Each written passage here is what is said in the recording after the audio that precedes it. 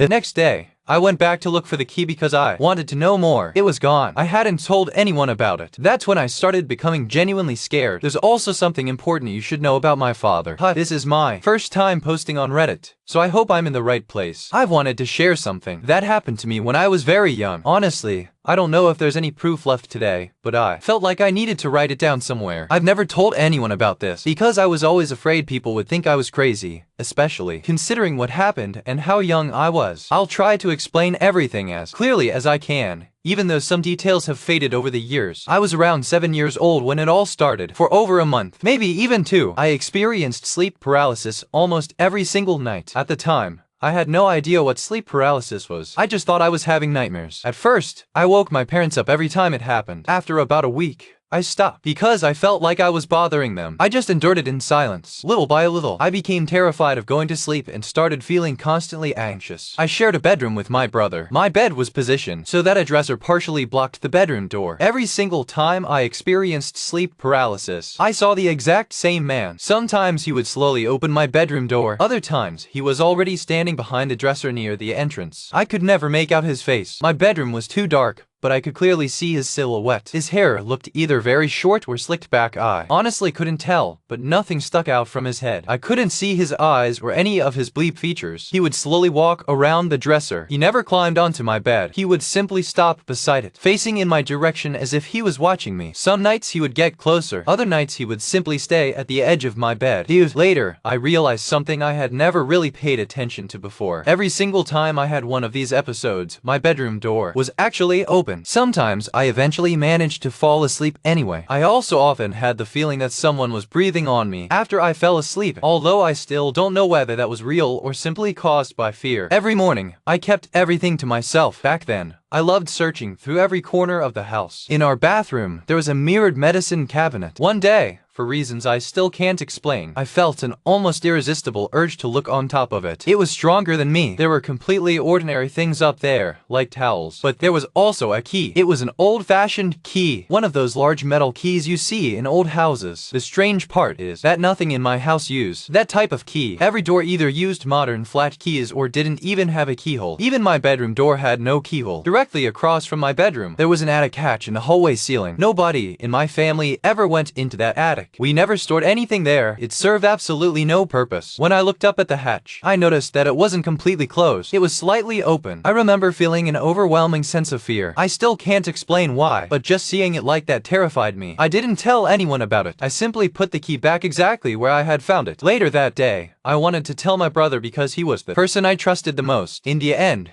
I decided not to. I was already asking him almost every night to check that nobody was standing by the bedroom door before we went to sleep, and I didn't want to bother him even more. That night, I had sleep paralysis again. I saw the same man. The next day, I went back to look for the key because I wanted to know more. It was gone. I hadn't told anyone about it. That's when I started becoming genuinely scared. There's also something important you should know about my father. We didn't have the best relationship, although I didn't really realize it at that age. When I was little, he often made comments that implied I was somehow connected to certain things. He never said it directly. It was always through hints or vague remarks. And whenever I brought up anything related to the paranormal or spirituality, he would look at me in a strange way, almost as if I had just revealed a secret he had been keeping. The strangest part is how everything ended. One night, after another episode of sleep paralysis, I finally managed to get out of bed. Normally, whenever I woke up during the night, I refused to go to the bathroom because I always had an awful feeling the moment I had to leave my room. That night, I couldn't hold it anymore. I was terrified, but I convinced myself it was only because of the fear caused by the sleep paralysis. I walked past the dresser. My heart was beating so hard that even now, while writing this, I can still feel that fear. I opened my bedroom door. Like every other night, the first thing I looked at was the attic hatch. From where I was standing, I couldn't tell whether it was open or closed, and part of me didn't even want to know. I slowly walked to the corner of the hallway.